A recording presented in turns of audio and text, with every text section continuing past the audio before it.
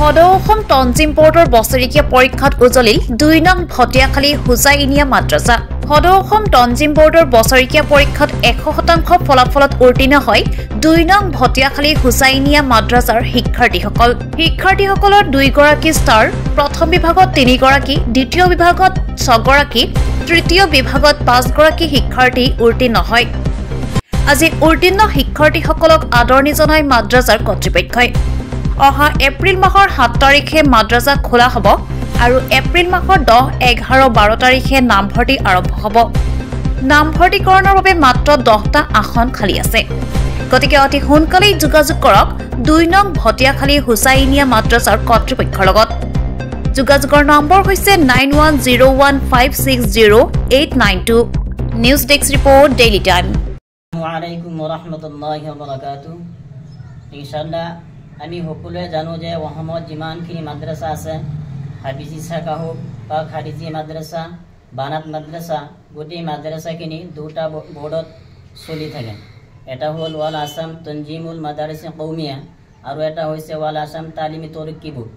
আৰু আমাৰ এইখন মাদ্ৰাছা ২ নং ভটিয়াখালী হুজাইনিয়া হাফিজিয়া মাদ্ৰাছাখন ৱাল আছাম তঞ্জিমুল মাদাৰিছ কৌমিয়া বৰ্ডত চলি আছে। এইবাৰ বছৰেকীয়া পৰীক্ষা দিছিলে। ১৬জন ছাত্ৰ পৰীক্ষা দিয়াত প্ৰথম স্থান পাইছে ৩জন, ষ্টাৰ পাইছে 2জন আৰু দ্বিতীয় স্থান ছেকেণ্ড ডিভিজন পাইছে 6জন আৰু থাৰ্ড ডিভিজন আছে 5জন। গোটেইখিনি ছাত্ৰ আমাৰ ইয়াত মাদ্ৰাছাৰ পৰা পৰীক্ষা দিয়াত গোটেইখিনি ছাত্ৰ পাছ কৰিছে। এটা ছাত্ৰ ফেইল কৰা নাই। ইনশাআল্লাহ সকলোৰে কাছে মোৰ এটা দোৱা, সকলোৱে দোৱা কৰিব। আৰু আমাৰ যিখিনি ছাত্ৰ ফাৰ্ষ্ট ডিভিজন পাইছে, প্ৰথম স্থান পাইছে, এইবিলাক ছাত্ৰক আজি আমাৰ মাদ্ৰাছা কমিটিৰ তৰফৰ পৰা সম্বৰ্ধনা অনুষ্ঠিত কৰিছিলে। মাদ্ৰাছা কমিটিৰ তৰফৰ পৰা সম্বৰ্ধনা জনাইছোঁ।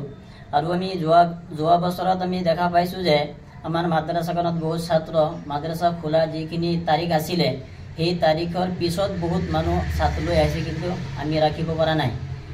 আমি আপোনালোকৰ জৰিয়তে সকলো অসমবাসীক আমি জনাওঁ যে যদি কোনোবা মোৰ মাদ্ৰাছাত দিবলগীয়া ছাত্ৰ আছে, তেনেহ'লে অহা ৭ এপ্ৰিল ২০২৫ আমাৰ মাদ্ৰাছাখন খোলা হ'ব আৰু ১০ তাৰিখে মোৰ মাদ্ৰাছাত এডমিশ্যন, নতুন আৰু পুৰণা এডমিশ্যন আৰম্ভ হ'ব।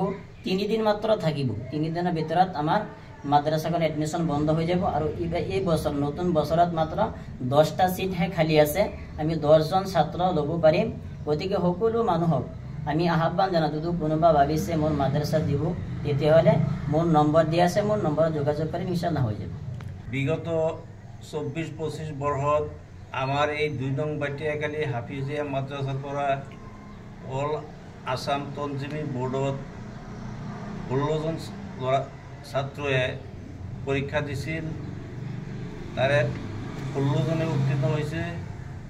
2জন ল'ৰাই ষ্টাৰ পাইছে, 3জনে ফাৰ্ষ্ট ডিভিজন পাইছে, 6জনে ছেকেণ্ড ডিভিজন পাইছে আৰু 5জনে থাৰ্ড ডিভিজন পাইছে।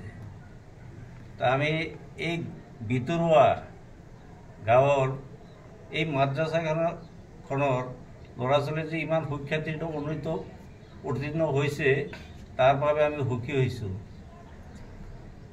আমি ৰাইজক আহ্বান কৰোঁ, অহা দিনবোৰত আমাৰ এৰিয়াৰ যিসকল ইচ্ছুক গাৰ্জেনে ভাবিছে যে আমাৰ ল'ৰা এই হাফিজিয়া মাদ্ৰাছাত পঢ়াব বুলি, তেওঁলোকক অনুৰোধ জনাইছোঁ যে মাদ্ৰাছাৰ প্ৰধান শিক্ষকৰ লগত যোগাযোগ কৰে যেন।